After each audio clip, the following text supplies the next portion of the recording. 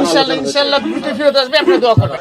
প্রথমে আমি মহান রাব্বুল আলামিনের শুকরানা আদায় করি যে আমি 17.5 বছর পরে আল্লাহ পাক আমাকে নির্দোষের মাধ্যমে জেল থেকে ছুটেছি এবং আজকে জাতীয়তাবাদী দল, বাংলাদেশ জাতীয়তাবাদী দল থেকে একটা টিম করা হয়েছে। সেই টিমের মধ্যে আমি একজন, আমার সাথে সিনিয়র সেক্রেটারি আছেন কামরুজ্জামান সাহেব, রিমন সাহেব, তারপর হচ্ছে আরগঞ্জে মাহবুব সাহেব আছেন এবং আরেকজন আছেন আমাদের সাথে, তিনি আজকে আসতে পারেন। যাই হোক, আমাদের আসার উদ্দেশ্য আমাদের কিছু কিছু জিনিস আমাদের ম্যাটার অফ কনসার্ন হয়ে দাঁড়িয়েছে, উদ্বিগ্নের জায়গা, যেগুলো আমরা ওনাদের সাথে অত্যন্ত আন্তরিকতার সাথে সৌন্দর্যপূর্ণ পরিবেশে আলোচনা করেছি। সেই সৌন্দর্যপূর্ণ আলোচনার মধ্যে আমরা আসছি বিশেষ করে বর্তমান ইন্টারিম গভর্নমেন্ট, মাননীয় প্রধান উপদেষ্টা এবং বর্তমান সরকারকে সাহায্য করার, সেই সাহায্য হিসাবে যেগুলো কনসার্ন করে আমরা সেইগুলো আমরা ওনাদেরকে আমাদের ব্যক্ত করছি। অন্য একই জায়গায় একমত পোষণ করছেন, মোটামুটি খুব আলোচনা অত্যন্ত ফলপ্রসূ এবং সহজপূর্ণ হয়েছে। আপনি বললেন যে উদ্বিগ্নটা কি, বিষয়টা কি, ইস্যুটা কি? স্যার ক্যামেরায় বলেন।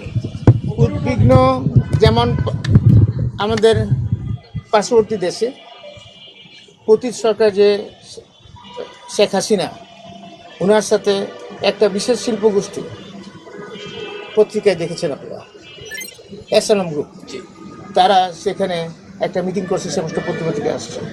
সেটা মিটিংয়ের উদ্দেশ্য ছিল বাংলাদেশের নির্বাচন বানচাল করা, নির্বাচনের বিভিন্ন সহিংস ঘটনা ঘটানো। এটা তো একটা উদ্বিগ্নের জায়গা, সেই ব্যাপারে আমরা আলোচনা করেছি। আরও অনেক কিছু আলোচনা করেছি, যেমন বিভিন্ন অবৈধ অস্ত্র এবং লুট হওয়া অস্ত্র, সেটা যে উদ্ধার হয়নি এখনো, সেটা আমাদের উদ্বিগ্ন জায়গা। স্যার স্বরাষ্ট্র উপদেষ্টা আপনাকে আশ্বস্ত করেছেন কিনা? স্বরাষ্ট্র উপদেষ্টা অবশ্যই আশ্বস্ত করেছে, বরং অত্যন্ত সৌহার্দ্যপূর্ণ, অত্যন্ত সুফল, মানে অত্যন্ত ফলপ্রসূ আলোচনা হয়েছে।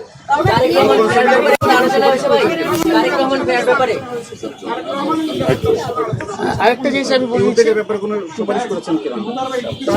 না আলোচনা হয়েছে, একটা ব্যাপার আমরা কনসার্ন করছি, যেটা খুব রিসেন্টলি এএসআই নিয়োগটা হচ্ছে। সাধারণত নিয়োগ হয় কনস্টেবল, এসআই এবং এসপি লেভেলে, কিন্তু দেখলাম এএসআই লেভেলে নিয়োগ হচ্ছে। কনস্টেবল থেকে যারা হয় তাদের একটা ক্যারিয়ার থাকে, যেমন সে এসআই হবে, ইন্সপেক্টর পর্যন্ত হইতে পারে।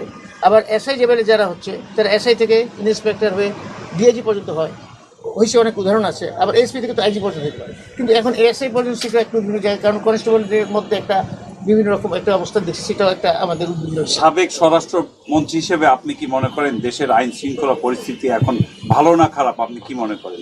আমি এটুকুই বলবো না, ভালো করার যথেষ্ট চেষ্টা করছেন, আন্তরিকতা কোনো